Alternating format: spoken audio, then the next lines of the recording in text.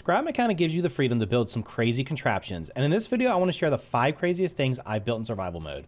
First up is going to be a fully functioning oil rig. After the addition of oil ponds to the desert biome, it was very easy to gather oil. Now, rather than just gathering the oil by dropping a chest and a pump down into the oil pond, I decided to build a fully functioning oil rig. The way this thing works is there's pumps hidden underneath the oil rig, and they feed into the chest there, which then feeds into the craft bot, which then turns them into gas. This thing's going to provide tons and tons of gas. I think it was something like 3,000 gas per hour or something when the last time I ran it fully. And what this allows me to do is basically either AFK for oil, or I can just kind of explore in the surrounding area and gather more oil, turning it into gas than I'll probably ever need. Now, the reason I made this fully functional was because when I'm building in this game, I don't want to just build crazy stuff that just for appearances. I always try to make things that are fully functional. So with this, I made it where I can kind of hide up on here. If enemies come, I can hide away from them because they won't come to the oil. Up top, there's going to be a bed and an area to sleep. And it's just a cool kind of build using all the in-game pieces. Many of these pieces actually came from the warehouses. And you can see the red and white pipes here. Those are the red and white poles. Those are from the warehouses. The ramp that leads up to it is also from the warehouses. I have an elevator here that will take me up to the second floor. Second floor's just got some decorations around here, but there's also going to be a bed and a storage area. So in Scrap Mechanic Survival, if you plant enough crops, you will get raided at midnight every night. Depending on the number of crops you plant and the type of crops you plant will depend on the raid. Now, when you're defending your base, you can certainly just run around swinging your hammer or using one of the various guns in the game, but I always prefer to build some different traps. So what I did for this base was I built a smash trap that has the cow udders from the top of the sunshake machines.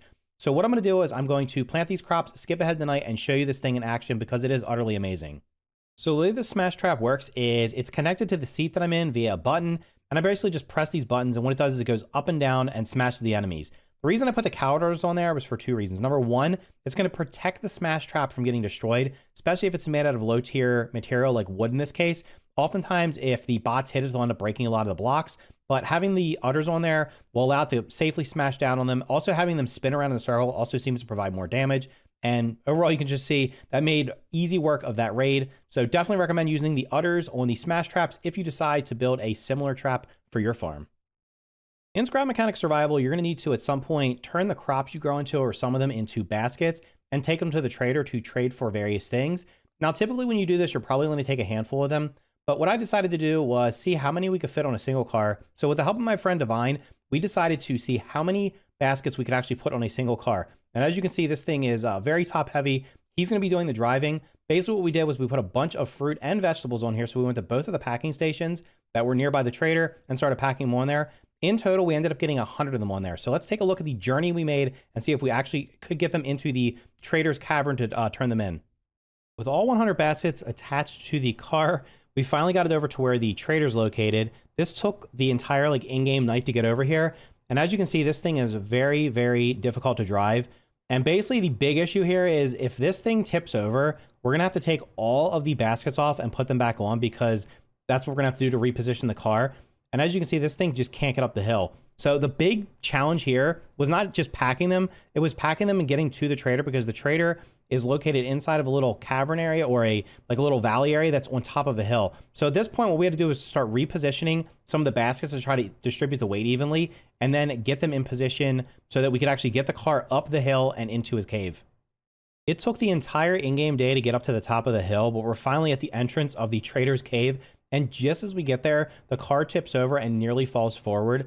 I have to end up using my lift here to rebalance it just so we can continue moving forward. This thing, like I said, this was no small feat getting this up here. I was having to adjust the power of the engine up and down so Divine could drive it. And honestly, driving was the hardest part. So kudos to him for getting it up here. But finally, we end up getting it so that it's level and just basically take the time getting in there. And it's going to do it again, tipping over. The big issue here is because there's so much weight on it, couldn't just put the engine at a low speed, which would make it much more stable and easier to drive. We had to basically crank it up to full speed. You can see there, the tires are basically glitching into the ground. They're just turning all different directions that they're not supposed to be turning. And I'm still there trying to adjust the speed of the engine, and he's nearly tipping it over again. So I feel bad for the tires here because they are just bearing the full weight of this massive, massive load here going down into the trader's tunnel. So we finally got it all the way in, and just as it's getting to the pad where you have to get to turn the baskets in, it almost tips over again. So I have to use the lift one more time, And then Divine finally punches it over the finish line here. And we're able to collect all these baskets and have more credits with the trader than we'll ever need to use in 10 or 15 or 100 saves of Scrap Mechanic Survival. The red farm bots are the tankiest enemies currently in Scrap Mechanic, and running into one of them out in the wild can definitely be dangerous. So typically what ends up happening is you just gotta like kite them up into a place like this, where I'm gonna kite this guy over to this building and then shoot him with my spud gun here. But if you have 2 or 3 people, you can usually take them out before they actually reach you. But if you're playing solo, it can definitely be dangerous. And the big downside of this is it takes quite a bit of ammo. I think it takes like a full basket of 50 ammo to take this guy out, somewhere between 30 and 50 ammo.